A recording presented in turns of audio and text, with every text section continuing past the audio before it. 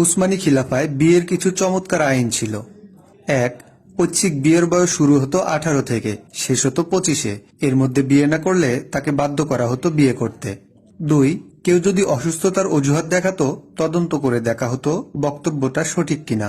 রোগটা নিরাময়যোগ্য হলে সুস্থ হওয়া পর্যন্ত রাষ্ট্রীয় চাপ স্থগিত রাখা হতো, আর দুরারোগ্য ব্যাধি হলে রাষ্ট্রের পক্ষ থেকেই বিয়ে করতে বাধা দেয়া হতো। 3, 25 হয়ে যাওয়ার পরও কেউ যদি বিনা কারণে বিয়ে না করত, তার আয়, ব্যবসা বা সম্পদের 1/4 কেটে রাখা হতো। জব্দকৃত অর্থ নিয়ে বিবাহোৎসুক গরিবদের বিয়ের বন্দোবস্ত করা হতো। 4, 25-এর পরও বিয়ে না করলে তাকে রাষ্ট্রীয় কোনো চাকুরিতে নেওয়া হতো না, কোনো সংগঠনেও ভুক্তি দেয়া হতো না, আর চাকুরিতে থাকলে ইস্তেফা দেয়া হতো। 5, কোনো ব্যক্তির বয়স যদি 50 হয়ে যায়, ঘরে বিবি থাকে একটা, কিন্তু তার আর্থিক সঙ্গতি ভালো, তখন তাকে সামাজিক কোনো কাজে অর্থ দিয়ে অংশগ্রহণ করতে বলা হতো।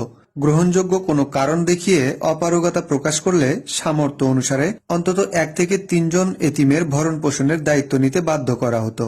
6, 18 থেকে 25-এর মধ্যে যদি কোনো গরিব যুবা বিয়ে করত, তাকে হুকুমতের পক্ষ থেকে 159 থেকে শুরু করে 300 দুনমা পরিমাণের জমির বন্দোবস্ত দেওয়া হতো। চেষ্টা করা হতো জমিটা যেন তার বাড়ির কাছাকাছি কোথাও হয়। 1 দুনমা সমান 900 মিটার।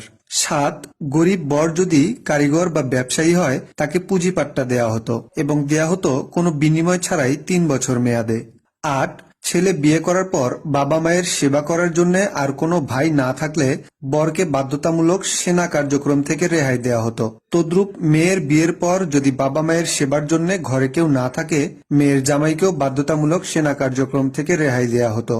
9, 25-এর আগেই বিয়ে করে 3 সন্তানের বাবা হলে নৈশ স্কুলে বিনামূল্যে তাদের লেখাপড়ার ব্যবস্থা করে দেয়া হতো। সন্তান 3 জনের বেশি হলে 3 জনের লেখাপড়ার ব্যবস্থা বিনামূল্যে করা হতো। বাকি সন্তানদের জন্য 10 টাকা করে বরাদ্দ করা হতো। এই বরাদ্দ দেয়া হতো 13 বছর বয়স হওয়া পর্যন্ত। কোনো মহিলার ঘরে যদি 4 বা তার চেয়ে বেশি ছেলে সন্তান থাকতো, তাকে মাথাপিছু 20 টাকা করে বরাদ্দ দেয়া হতো।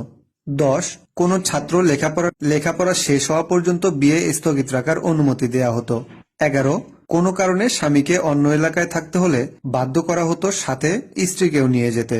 যুক্তিসঙ্গত কোনো কারণে স্ত্রীকে সাথে না নিতে পারলে স্বামীর যদি আরেক বিয়ে করার সামর্থ্য থাকতো, তাকে কর্মস্থলে আরেক বিয়ে করতে বাধ্য করা হতো। তারপর চাকুরি শেষে নিজের এলাকায় ফিরলে 2 স্ত্রীকেই সমান অধিকারে রাখতে বাধ্য করা হতো। বর্তমানে প্রেক্ষাপটে আইনগুলো হয়তো বেখাপ্পা শোনাবে, কিন্তু সমাজে প্রচলিত সব ধরনের অনাচার রোধে আইনগুলো বেশ কার্যকর বলেই মনে হয়।